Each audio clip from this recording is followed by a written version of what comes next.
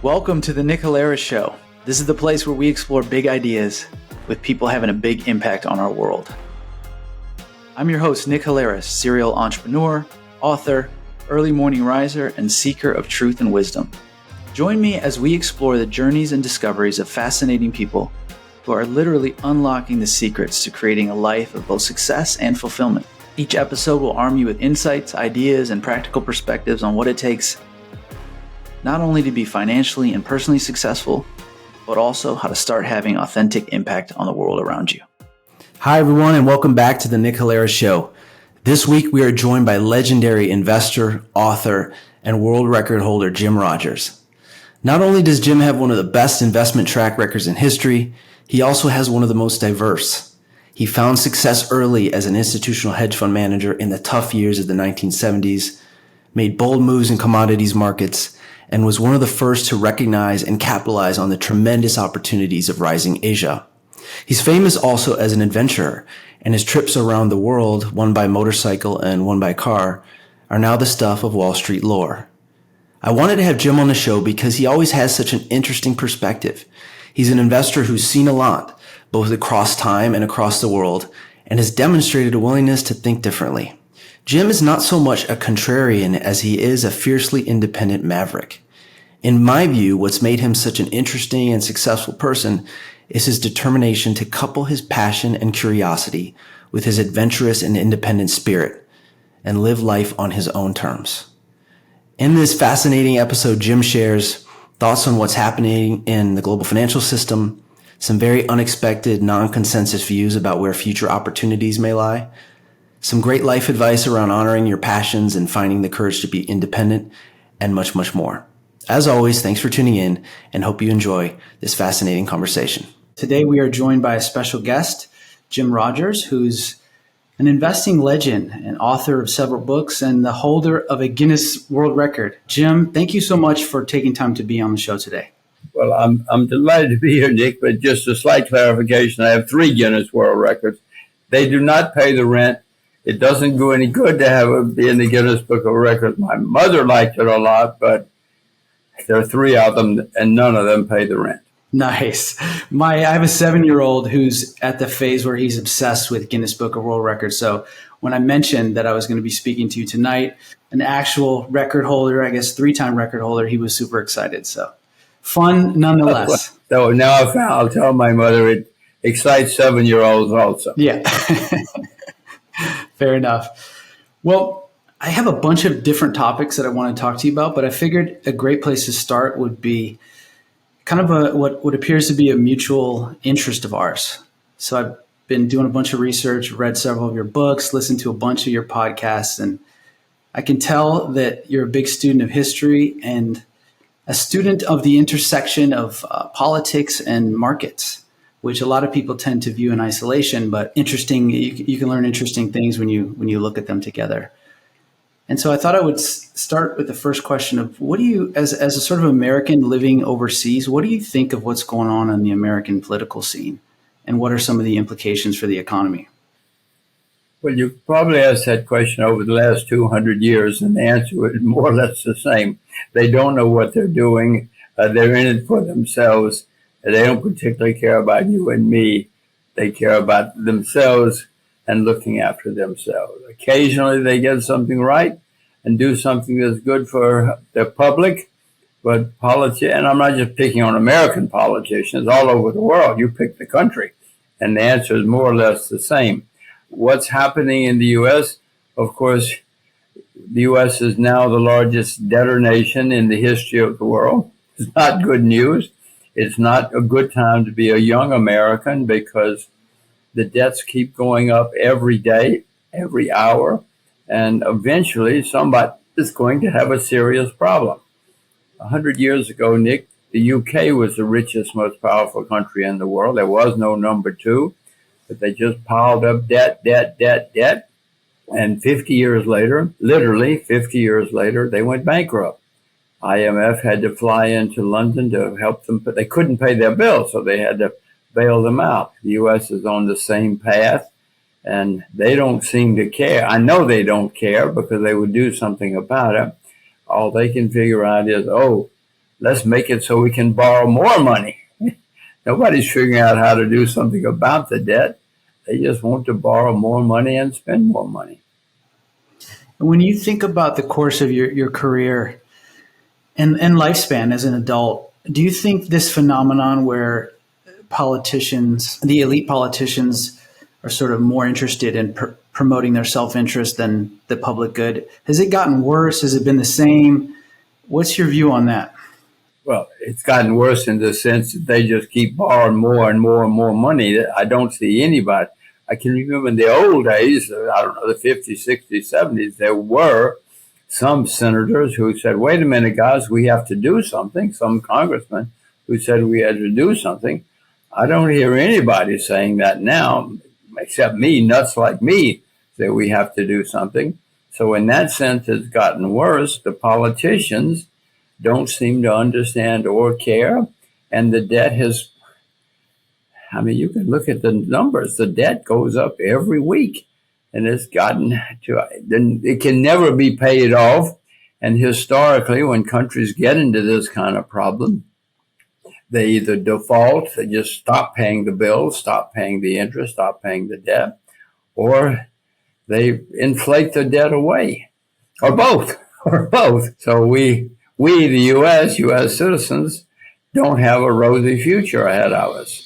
As I said, it's a good time to be an old American. My children are going to have serious problems. They're American citizens. So obviously, somebody's going to have a problem a few years down the road. And maybe next week, maybe next year, maybe sooner than a few years. Yeah, that was going to be my next question. Like, what do you think it takes for the sort of tipping point? Is it a political event? Is it a depression type moment? Like, how do you get to the point where the world stops allowing the United States to borrow money at the rate that we're borrowing? Well, you said it's a political event. Again, I don't see any politicians who are talking about this problem, who even understand this problem and are trying to bring it up for people. So I'm afraid it's not a political problem at the moment. It's a political problem in the sense that the politicians are the one who keeps spending the money and borrowing the money. Historically, the solution has been a crisis comes and then people start dealing with the problem. But the crisis is either interest rates go through the roof or because people don't want to lend more money, don't want to buy the bonds. And that usually leads to somebody paying attention. But I don't see anything on the horizon from history or just current events, that's going to make somebody pay attention. Yeah, it seems like the numbers, they just keep getting bigger and bigger. The deficits that were scaring people 20 years ago are now just kind of, nobody even notices that $1 trillion gets added to the deficit, where, not too long ago, that was a big, scary number. It's still a big, scary number, but nobody except you and me pay attention to it. You notice, apparently, and I certainly notice, but there are not many of us that pay attention or seem to care. Do you think people that have sat in the seat of, like, let's say the head of the American Federal Reserve, like a Bernanke or a Yellen or Jay Powell, do you think they understand and have a similar concern, or would you lump them with the elite politicians who are just kind of here to do the best they can for themselves? I don't see any indication that the three people or other people pay too much attention. I mean, I guess they have to pay attention. They can't be that dumb, but they have decided or figured out, don't worry, we can always borrow money. We are the United States of America, and we can always borrow money. They know that, or they seem to think that anyway. And so far, it's been true. It's something that we do know. But as I said before, when a crisis comes, it's going to be a serious crisis because the debt is so very, very high now. And I wish they understood or wanted to address the problem. But Mr. Bernanke certainly did not want to address the problem. None of the people you mentioned have given me any indication from their statements, oh, we better do something. They just want to keep borrowing and borrowing because we're the United States of America, and we are. But that's not good to get deeper and deeper in debt, if you ask me. What do you think of the argument going around the world, the Twitterverse and the regular media, that the U.S. dollar is basically insulated because there's no alternative? China might be a natural idea as a follow-on reserve currency, but they've got their own problems because of the lack of, or the presence of severe capital controls. What do you think about there is no alternative argument? Well, the Chinese currency, in theory, would be the alternative or the competitor because it's a gigantic economy and they don't have near the debt that we, the U.S., do, or that other countries like Japan or England or some of the other countries. But as you mentioned, they do have capital control, so you cannot have an international currency that's blocked, that people cannot buy and sell. So until China, and China has been opening the currency over the past 20 years, but they need to do it this afternoon. I would go ahead and open the currency this afternoon, but I'm not China. They don't need to listen to me. So as long as there is no convertible renminbi, no convertible Chinese currency, it's not viable for them to be an alternative. And the politicians in Washington are somewhat correct that I don't see an alternative, a viable alternative. And Nick, if you know one, please don't announce it. Send me an email because I want to buy it. Deal. Whatever it is. The euro, in theory, would be another competitor, but it has many problems. One country's already left the euro, others might, others are talking about it. So one cannot rely on the euro. I don't see an alternative. And therefore, the politicians have that in their favor that, okay, guys, what are you going to do? You're going to do the dollar or go away? It's not a good answer, but that is the answer right now. Yeah, and I feel like the fact that there's no alternative has emboldened the United States to sort of abuse what is a sort of a historical privilege, and they've been using the dollar as a geopolitical measure, so sanctions. And in the past, basically since 9/11, America has weaponized the dollar whenever it feels like it, and it did so recently against Russia, and maybe rightfully so. But it kind of goes against the idea of, hey, if you want everything to trade in dollars, you need to allow people to trade in dollars, and you can't close off parts of the world. Well, the international medium of exchange is supposed to be neutral. Anybody can use it for anything, in theory.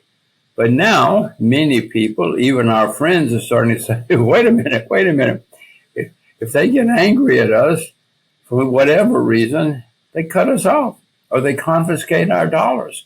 That's not the way it's supposed to be. And they're right. That's not the way it's supposed to be. But it's forcing many countries to start looking, to accelerate the look for an alternative, to use something else. So they're going to find it. I don't think that an artificial thing like SDRs, special drawing rights from the IMF, I doubt that that'll work. But everybody is now looking faster and faster for something else to use to compete with the U.S. dollar, including me. And I'm not the only American that's looking for an alternative now. Yeah, I interviewed a gentleman just last week who has sort of come to a similar conclusion as you in terms of looking at the raw data. It's not really much of a conclusion. You sort of look at the raw data and you see the trajectory of American liabilities, and has positioned himself in the old version of the currency, which is gold, and sort of sees that as the outcome, as the solution. And maybe it is. Maybe there'll be a return to gold. But I'm not sure. What's your take on that? Well, I own some gold and have owned some gold for a long, long time. Nick, I'm an old peasant. And us peasants know that when things go wrong, we want to have some gold under the bed. We want to have some silver in the closet. We know that no matter what happens, gold and silver will retain value. So yes, but I don't see gold replacing, or silver, certainly not silver. By the way, the U.S. started out on a silver standard. If you go back to the 1790s, the money acts we were based on silver. and we were based on silver till the 1890s when politicians, gold politicians, had enough votes to change it. But the point is that, yes, I own gold and silver, but I don't see them replacing. There are many problems with the gold standard. The world might try gold for a while in desperation if things suddenly happen, but I don't see that as a viable. I mean, I own it, but I don't see it as a viable alternative, except in an emergency for a short time. People like something they can hold in their hand, and they can go to the store and buy bread or whatever they want to buy. That's the way people are. And I don't see that changing quickly. Hey guys, this is Nick. I wanted to take a quick break from the episode to share some exciting news. In addition to the podcast, I want to make you aware of some additional content we're putting out. And best of all, it's 100% free.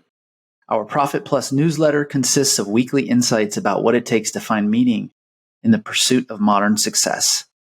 This is the place where we explore big ideas at the intersection of markets, business, politics, and life, as we seek to empower our readers to have an authentic impact on the world. If you're serious about finding fulfillment amid success, then definitely check out these additional insights. Just go to subscribe.nickhilaris.com. Again, that's subscribe.nickhilaris.com. Now let's get back to the episode.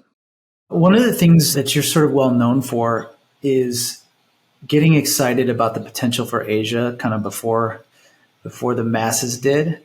And I'm curious, now that time has gone by, what's your take on the future? Like, does Asia have the same kind of potential in the next 20, 40 years as it has in the time that you've been interested in it? And where do you see it going?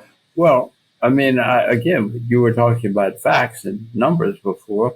If we look at the numbers, there are over 3 billion people, billion with a B, in Asia. They don't have the gigantic debts that the West does. I mean, England, the U.S., you name the country, other than Japan. Most Asian countries don't have gigantic debts. They have large populations. They have very vibrant economies, large balance of payment surpluses, most of them, or a few debts. Whether we like it or not, China is probably going to be the next country in the world, great country in the world. And by the way, China is the only country in world history that's been on top 3 or 4 times or more. You know, they've also collapsed 3 or 4 times, had catastrophe. But for whatever reason, they're the only country that after collapsing, after a few decades or whatever, they turn around and rise to the top again. It's happening now. There will certainly be problems along the way. The U.S. became the most successful country in the 20th century, but oh my gosh, we had problems along the way. We had horrible civil war. We had bankruptcy several times. We had depressions several times, but we became extremely successful. China will have many problems. They're having problems now, but I don't see an alternative. If you know an alternative, again, please tell me so I can look at it too. Yeah, no, I don't know an alternative, but I'll email you that one too if I find it. By the way, one conceivable, well, could be for a while, when Korea opens the DMZ, the 38th parallel, when Korea is not divided country again, it will be a very, very exciting country for 10, 20, 25 years or something, not for 25 decades or centuries, but it will be extremely successful for a while. But, you know, the whole total population of a combined Korea is only 90 million people. They are on the Chinese border. They do have the Japanese right next door, but I don't see that as being an alternative to the U.S. or to China, except for a short period. They could have a huge economic run, but they're not going to rise to global superpower status. They're not going to be the new U.S. Yeah. Another place that you have familiarity with is the Ukraine and Russia. I think you've driven through both of them, right? Twice, maybe. More than one. Yeah. Yeah. I'm curious, what your forecast is, if anything, for how that gets resolved, and what happens to Russia in the near term? I have never invested in the Ukraine because it's always been a badly managed country. I first went there in 1966, and in subsequent visits, it was always not a well-run country, and it's still not a well-run country. It became a dupe of the U.S.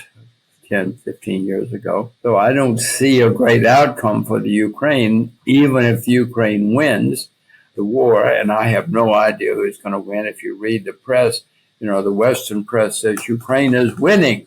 If you read the non-Western press, it says the Russians are winning. I mean, I'm not there, so I don't have any idea. But it's not going to be good for either of them in the end. Whoever wins, it's going to leave both of them with a lot more debt and scars, and especially Ukraine. A lot of their infrastructure has been damaged. So they will revive. If you buy a country after a war or after a civil war, you usually make a lot of money historically, and that could happen in both Russia and the Ukraine. But I don't see either of them, after this is over, suddenly being the new U.S., certainly not the new U.S., neither of them. And by the way, it's interesting, the Russian currency never stopped. Well, after communism, the Russian currency was still convertible. You could buy, it was a convertible currency, just like the euro or the US dollar or something. So for whatever reason, Putin realized that a non-convertible currency is not good for Russia. But there are other problems, such as war in Russia, and it does have many promising aspects, many things that are good about Russia at peace, but I don't see them becoming the new U.S. And one of the good aspects after peace, I assume that somebody will replace Putin eventually, but I doubt if whoever it is going to be the new savior of Russia or the world. Agreed. I heard in one of your recent podcast appearances that you were, I'm not sure what the correct term is. I don't want to misquote you, but you're interested in the potential for agricultural commodities. And I'm assuming this has something to do with the war, just given Ukraine's position as a major producer of those. But tell me more about that so I don't misstate what I heard. Just a slight aside, Ukraine and Russia are both historically huge agricultural nations. You read those old Russian novels, there were always huge, successful people who were farmers, who had many, many hectares or acres. So they historically have been great agricultural nations, and they will be again. But back to your main question, agriculture has been a disaster for a long time, Nick. The average age of farmers in America is 58. That's not a typo. In Japan, it's 66. The highest rate of suicide in the UK is in agriculture. I mean, I can go on and on. More people in America study public relations than study agriculture. So we're facing serious problems in agriculture worldwide. And this has been going on for a long time. And so after another great cycle, historic cycle, is taking place, the farmers are going to rise to the top again or become very, very successful. It's just because the numbers, who's going to farm? I'm not going to become a farmer. Maybe you are, but I'm not.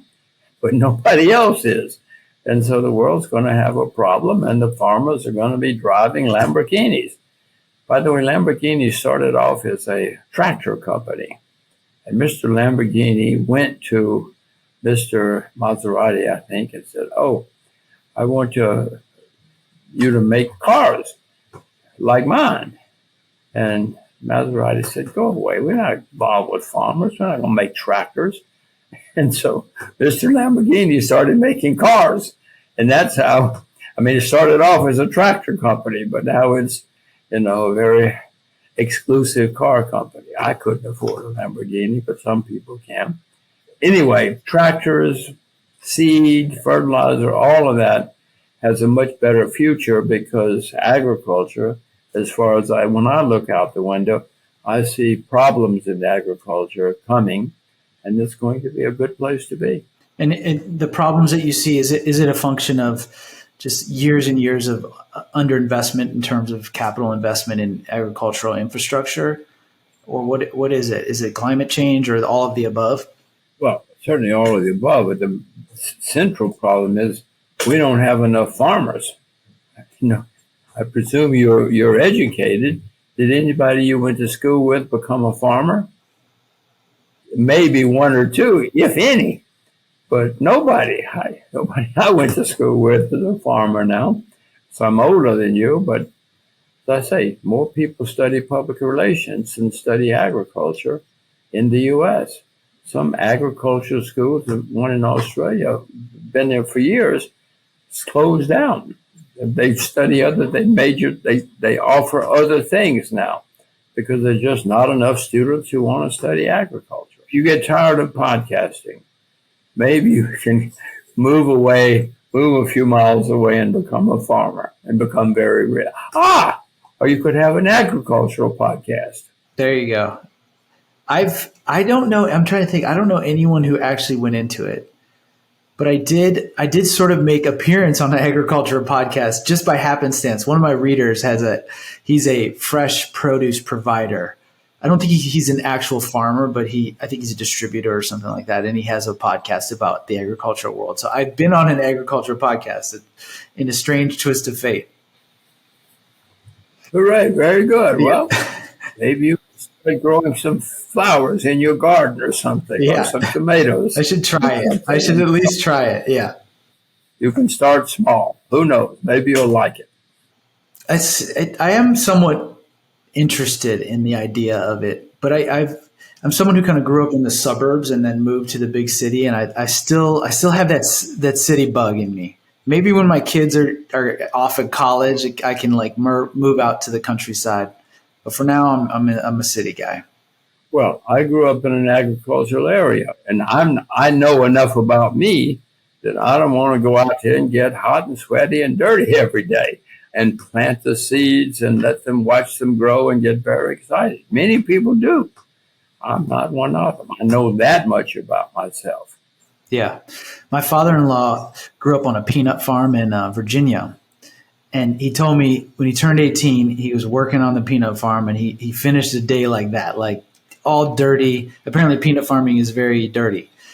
And he walked the next day to the Air Force recruitment and signed up. And this is right when Vietnam was kicking off. So he chose to, go off and face that rather than be a peanut farmer. So I guess it's a common thing.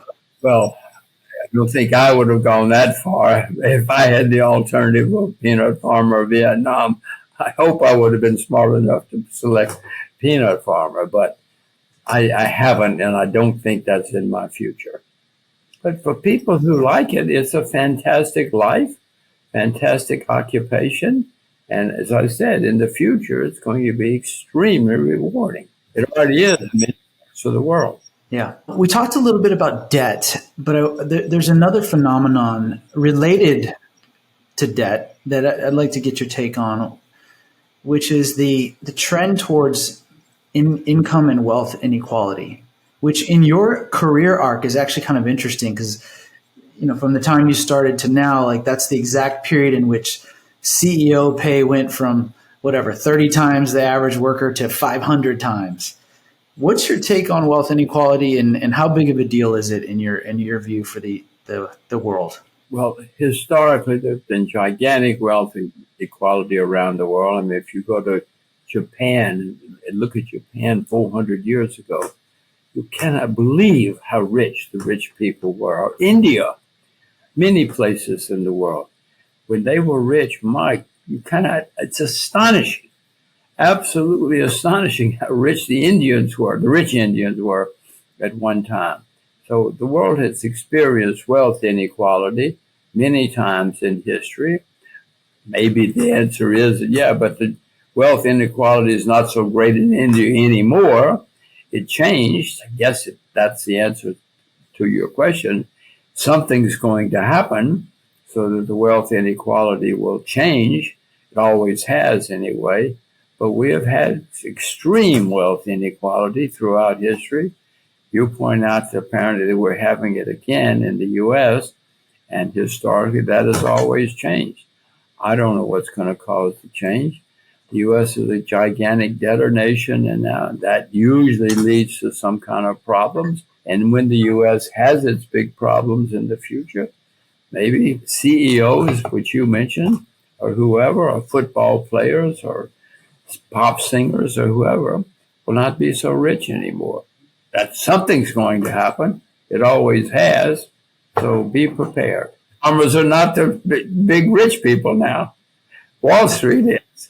So all those people on Wall Street should buy tractors and move to the country. Yeah. And it's true. Like we run the clock 300 years.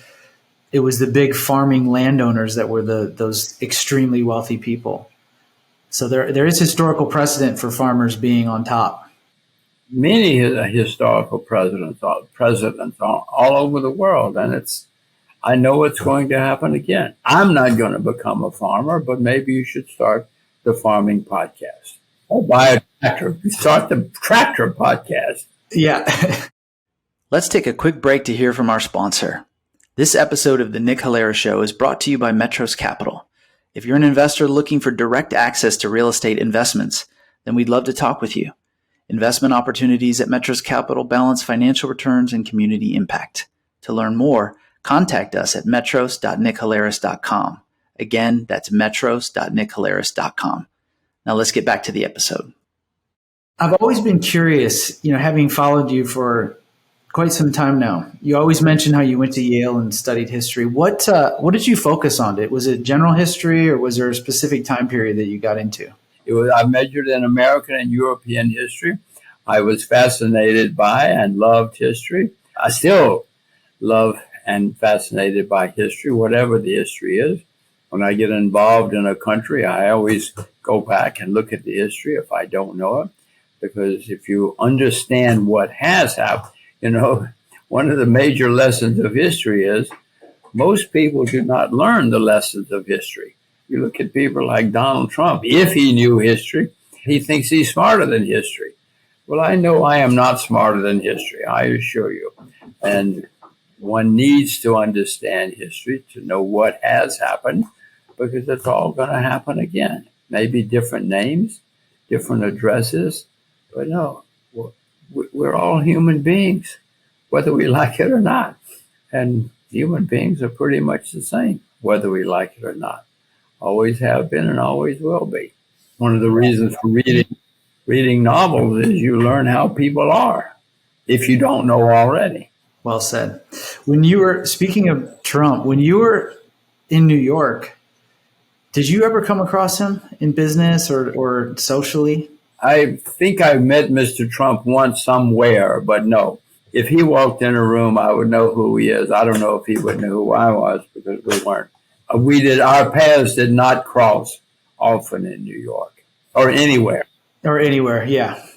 One of the questions I've been wanting to ask you is, another thing you're sort of famous for is kind of relatively early on in a career, of an incredibly successful career, kind of deciding to make a huge turn. And I think if I get the dates right, it was maybe right around the end of the 1970s, where just went on an incredible run at the Quantum Fund. And I'm curious, what were you thinking back then? You're 37 or 38 years old. And what were you thinking? And how do you view that decision now, looking back all these years? All my life, I've wanted adventure and to see the world. I can remember when I was 16 years old in the backwoods of Alabama, saying to my then girlfriend, "Oh, I'm 16 and I've never been anywhere." She, by the way, said, "Well, I've been a lot of places. I've been to Birmingham, I've been to Montgomery, I've been to Mobile." And I realized that she and I were not quite the same mindset. So all my life, I wanted to see the world and I wanted adventure. Somebody once wrote about me in a book about how my goal was more adventure. And so I retired at an early age so that I could see the world. My goal at that time was to go around the world on a motorcycle. For whatever reason, I wanted to see the world, and motorcycles are very exciting. I'm sure someday my daughters are going to say, "Oh, we wish he'd kept working." You know, we have some money, but how much? We'd have a lot more if he kept working. Well, they can work for themselves. They can learn about life. So I don't regret at all the decision. The only thing I look back on and think might have been different was I went to China in 1984 for the first time. By the way, when I went to China, I was terrified because American propaganda all my life had told me that the Chinese are evil, vicious, bloodthirsty, dangerous people. So I figured I was going to get shot when I got off the plane in Beijing. It didn't take me long to figure out, wait a minute, something's different. These people are hardworking, ambitious, they save their money, they discipline their children. There were all sorts of things going on in China that were positive as I drove around China. So I realized it was on the rise again. I guess if I'd thought about it, I would have moved to China. I'd probably be very, very, very rich if I'd moved to China in the 80s. I know I would be. But I went back to New York, had a wonderful, wonderful, wonderful life, which I do not regret at all. But that's the only thing looking back that might have been a gigantic change for me had I done it. I didn't. I was happy in New York and the U.S. Yep. Okay, so in that moment, it wasn't like you saw something about Wall Street or America that was like turned you off. It was more this positive goal of wanting to do this adventure and rather than being disgruntled or concerned about American business. Well, I'm always concerned about business everywhere, especially America these days, as our earlier conversation indicated. But no. I wanted adventure and I wanted to see the world, which I had wanted since I was at least 16.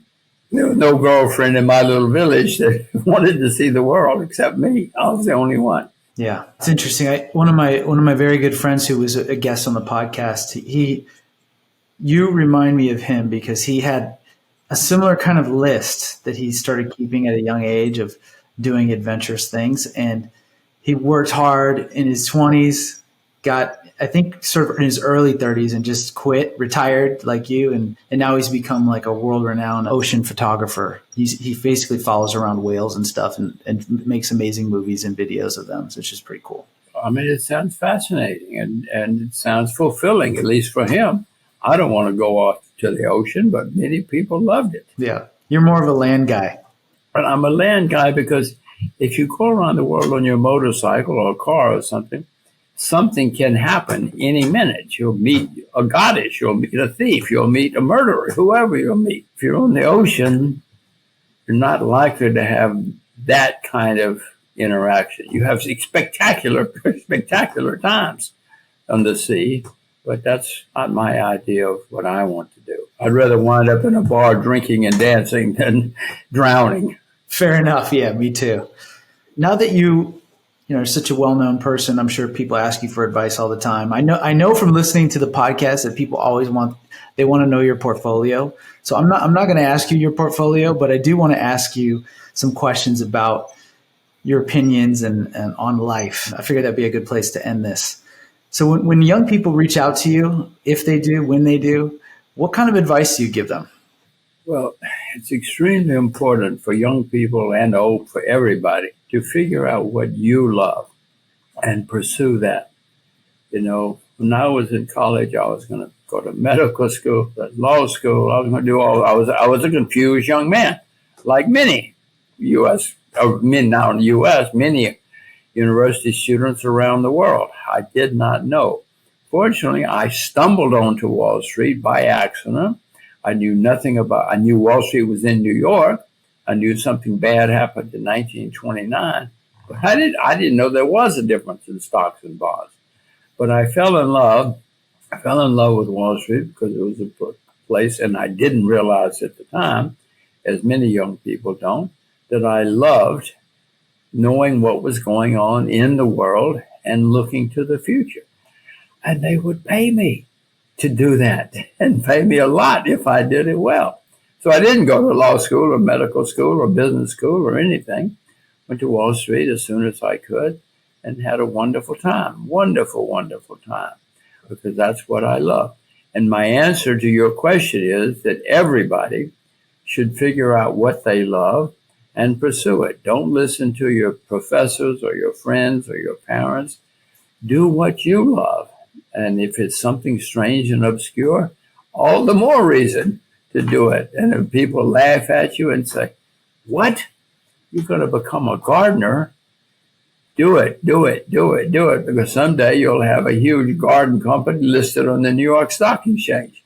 And all of your friends will call you and say, oh, I need a job. You know what? Can you help me? So it's hard. Many people never figure out what they love for whatever reason. It's not that easy. I did not know. And many people are afraid to do what they love because it's not trendy, it's not hot, it's not popular. But if you figure out what you love and you do it, young people, old people, everybody, you will be happy in your life. You'll never go to work. You'll wake up every day and have fun. And you will be, those are the people who are the most successful. And if you're not successful, you don't care. You're happy. So if you're a happy person and have a happy life, that's a good life for most people. That's such great advice. We've been exploring the idea of success on the show. And one of the trends that we've discovered is that there's a sort of two paths that we found. There's one, the path which you just articulated so well, is the path of passion, where you actually have, not only do you find it, you have the courage to follow it. And what's interesting about people who get on that path is that they don't actually care about the success associated with that path, but almost always, at least the people that I've interviewed, almost always they find it anyways. And I think that's a function of all the things that you mentioned, like you're happy to go to work, you're detached from it in the sense that you don't need like the rewards of it. And then the other path, which is also kind of interesting, I've interviewed several people who have some kind of experience in their life that is like a calling to service. So they have maybe a tough childhood or some kind of traumatic episode in their life, and they feel like, okay, I feel like I got to help, but not myself. I'm not out just trying to get rich. I feel like I need to help the world in some material way. And they interestingly end up in a similar place as the path that you described just a second ago. Well, I mean, that's fantastic. The world, there are many people who want to become priests or philosophers or whatever, which is fine. I don't want to become a priest or something like that. Many people in the world who are fantastic priests or whatever you want to say, work for the Red Cross or whatever it is, because they have a passion or a drive to do things for the world. Hooray, the world needs people like that. So I'm all for it. And if those people are happy doing what they do, they don't have any complaints. As I said, they wake up every day and start having fun. And I hope you ask me what advice. That's the advice. Figure it out. And figure it out is sometimes very hard. I know many people who are 75 who say, oh, I wish I had whatever, been a baseball player, whatever their passion was, it is. And if you can figure it out, that's what you should do. Figuring it out is sometimes hard, sometimes difficult. And I don't have an answer how you figure it out because it happened to me by accident. If I hadn't stumbled onto a summer job on Wall Street, I'd probably be a lawyer in Atlanta or something now. Thank goodness. Thank goodness. That's not how I wound up. And there are many fabulous lawyers in Atlanta. Don't get me wrong. Many fabulous lawyers all over the world. Yeah, something similar happened to me where I actually went to law school. I hadn't figured out yet, and I went to law school. It turned out to be exactly what I needed to lead me to where I am today. So it worked out, but it took me a little bit longer to have that moment. But I think your advice is amazing. I wanted to finish this with one final question along the same lines, because another thing that I found fascinating about your background is that it seems from some of the interviews that part of your decision to relocate to Asia was motivated by being a father and thinking about some of the things that we talked about. So just curious, what has fatherhood taught you, or what advice do you have for fathers anything you have to say about that subject, either one of those questions would be a great place to go. I was the oldest of five boys, and I realized that children could be a pain and a huge expense, and I never wanted to have children because I didn't want to have to take care of a bunch of little boys or little girls or anything. I wanted to have my own freedom to do whatever I wanted to do. Then I had a child. I had my first child when I was 60, and I realized, oh my gosh, this is fantastic. This is wonderful. So I had a second one because I realized that fatherhood. Now, if I'd had a child when I was 25 or 35 or 40, it would have been a mistake. It would have been bad for the mother, bad for me, bad for the child. So maybe I did it at the right time. Who knows what the answer is? But I realized that parenthood is great. And people watching this, if there's anybody who has not had a child, I urge you to reconsider and to have a child because it's a wonderful, wonderful experience. Take a day off. Well, go home for lunch. Don't take a day off to have a child, but go home for lunch one day because it is a fantastic experience for you, for the mother, for the other parent, and for the child. If you do it right, even if you do it wrong, it can be a very good experience. So I was anti-children, but after going to China in the 80s, I kept telling people whenever I spoke or on TV or something, you should learn Chinese because China is the next great country in the world. And in the 80s, Nick, everybody said, what are you talking about? Japan, Japan, Japan.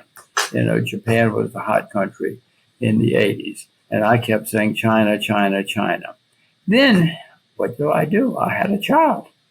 I'd been telling everybody to teach your children and grandchildren Chinese. So we started.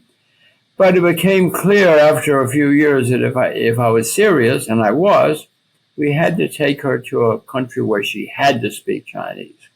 She came home from the park one day in New York and said, oh, it's very sad. I want to speak Spanish. Everybody in the park speaks Spanish. And they laugh at me because I speak Chinese. So we realized, okay, if we're serious. Anyway, so we figured that out. We found a Chinese-speaking city, Singapore, which is a fantastic country, as you probably know. And so we moved to Asia so that my children would know Asia and would speak Mandarin, trying to prepare them for the 20th, 21st century. Maybe they'll never use Chinese again. But if circumstances are right, they have a basic skill, which few people have, both speaking perfect English and perfect Mandarin. And by the way, the Mandarin is perfect, to my shock. And so that's why I did it. I was 65 years old when I had my second child, and I wanted them to know Asia and to speak Mandarin. Will it make them successful? Who knows, Nick? But if they work at a Chinese restaurant, they'll be the maitre d'. They won't be the dishwasher because they have a basic skill which many other people do not have. It asked me in 20 years if I made the right decision. Right. Yeah, I was going to say, do you think they'll stay and work in Asia? Who knows? Who knows? My older daughter is 20 years old now. She's at university in the U.S., very happy in the U.S. at university. Who knows? Who knows what will happen? If you'd asked me what I was going to do when I was 20 years old, everything I said was wrong. Everything I said was wrong all of my early life. So who knows what will happen to them? They may move to Iowa and become farmers and never speak Chinese the rest of their lives. That's full circle. Yeah, move to China and be in agriculture. Yeah. No, I said Iowa. They may move to Iowa, but they might move to China and become farmers. Who knows what they're going to do? Well, this was really fun. Thank you very much for taking the time to come on the show. Appreciate your willingness to be open and candid and share your thoughts with us. Thank you very much. Well, Nick, it's been a lot of fun. I hope we can do it again sometime because I've learned from you and I'm sure your viewers learn as well. So let's do it again sometime and look out the window and see if you see any tractors. I would love to do that. Deal. Thank you for listening to the Nick Halera Show. We hope you enjoyed the episode and would appreciate your help with spreading the word by sharing with your network on social. And until next time, remember, It's not about pursuing success to unlock fulfillment. It's about learning how to find fulfillment in the midst of success.